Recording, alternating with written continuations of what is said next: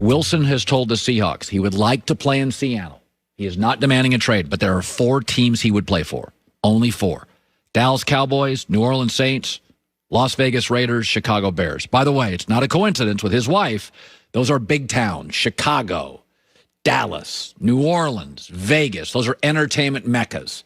New Orleans, there's a lounge near you, and they are paying people to sing, and Vegas and Dallas and Chicago. So Russell doesn't want to be traded, but there's 4 teams he'd go to: the Cowboys, the Saints, the Raiders, and the Bears. We'll have more on this.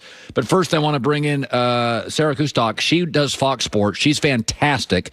By the way, she was shooting threes about the time Steph Curry was, because she led the country in three-point field goals 17 years ago.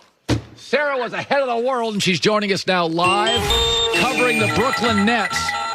Girl was shooting threes when coaches were yelling at players who shot. Colin, every time I appreciate the kind words, but it always makes me feel a little old, because that's like a couple of years ago. It felt like I was in college. Okay, let's start with this. You're covering Brooklyn. They're on a 7-game winning streak. They swept the West. Are you guys even a little surprised that it's all worked and gelled this quickly? I am surprised in the ways in which they've been able to gel and how they look on the floor, the type of wins that they were getting on the West Coast, considering the fact that Kevin Durant has missed the last 5 games. Yeah. He's missed 8 of the last 9 games. So the West Coast trip you're talking about, he played in one of those games, the first game against Golden State. This group is playing harder. Make no mistake about that. They are playing smarter. And I think it's not just about the talents, especially recently of James Harden and Kyrie Irving, but the rest of this roster, the complementary players, Joe Harris, Bruce Brown, Jeff Green. We can go down the list, DeAndre Jordan. Because of that, everyone understands their roles, and I don't think anything is more important than guys understanding exactly what's asked of them. Anybody concerned that Kevin Durant's already missing time coming off an injury? How does that land for people in Brooklyn? It's a great question. I think anytime a player of that caliber, there's always a small level of concern. But from the side of Brooklyn, from the side of anyone you speak with, their plan is to be overly cautious. Yeah. For him, there is no need to rush back. You saw the way that he came back into the season after not playing for 18 months, and he's been spectacular when he's been on the floor.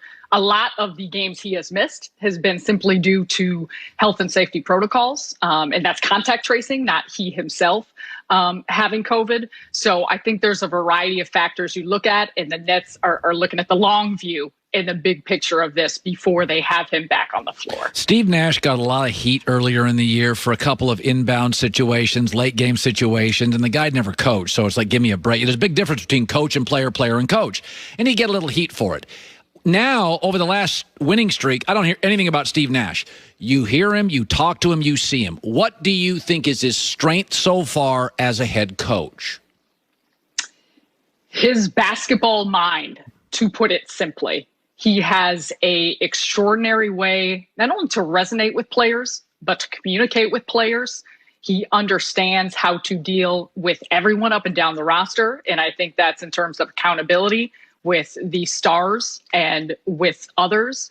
And more than anything, I'm glad you bring up that point, because we haven't been talking about him much in the coaching staff he has along with him. But I think by nature, when you look at this team gelling and how they seem to be getting more comfortable with one another, a lot of that comes to just Steve Nash getting more comfortable and familiar in his role. And he has been very honest about what he knows, what he doesn't know, what he's still working on.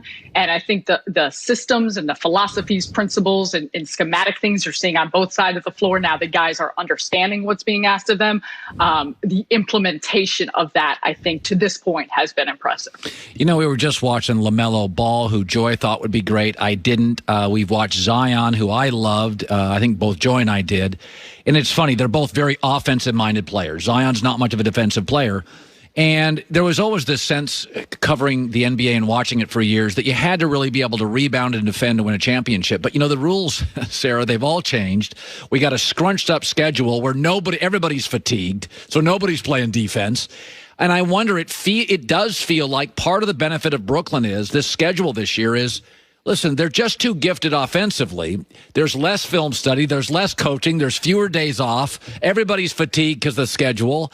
is it kind of, when I watch this team, I'm like, they're just a headache. You don't get the extra day of rest to guard these guys. Does it play out?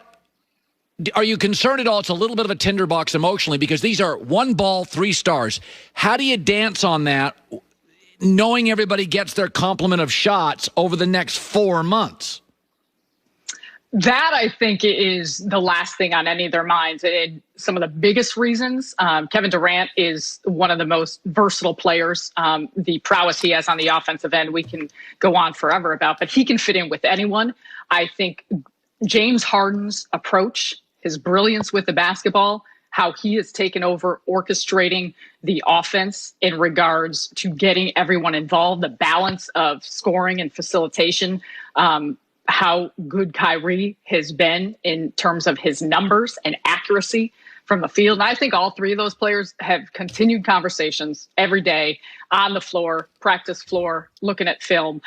So none of that concerns me, especially given the examples that we've seen on the floor offensively. Defensively, to your point, I think we've seen improvement. A lot of it has come from positionally how they're playing, the scheme they have in which they're switching 1 through 4, 1 through 5. But so much of the defense has improved because they're taking care of the ball better, less turnovers, less second chance points, less extra opportunities for other teams and putting pressure on that Brooklyn Nets defense. And that's the thing that I think has to continue. All right, Sarah Kustok, who, by the way, covering the NBA for a long time, first woman named a solo full-time color analyst for an NBA team. The Nets broadcasting team, by the way, has won Best NBA Broadcasting Team like 1,000 times. Say hi to your broadcasting partners who are amazing. And she led the country in threes in 2003. That's amazing. 17 years ago, if you shot a 3, you better have made it. You were not allowed to miss a 3 in 2003. So you must have been really good at it, Sarah. And we appreciate you stopping by today. You guys are the best. Thank you. You bet. Yeah, the Nets broadcast team wins the award every year for best local NBA broadcast team. Has for years. Tired of cooking at home? Change it up without getting up. Order Jersey Mike's through their app for no contact delivery or no contact to the door pickup. Jersey Mike's, be a sub above. So Seahawks quarterback Russell Wilson, according to Adam Schefter, rather play for Seattle, not demanding a trade. But he's given him the 4 teams he would play for, and he holds all the cards because he's got a no-trade clause. Cowboys, Saints, Raiders, Bears. Well, we know 2 of those teams need a quarterback.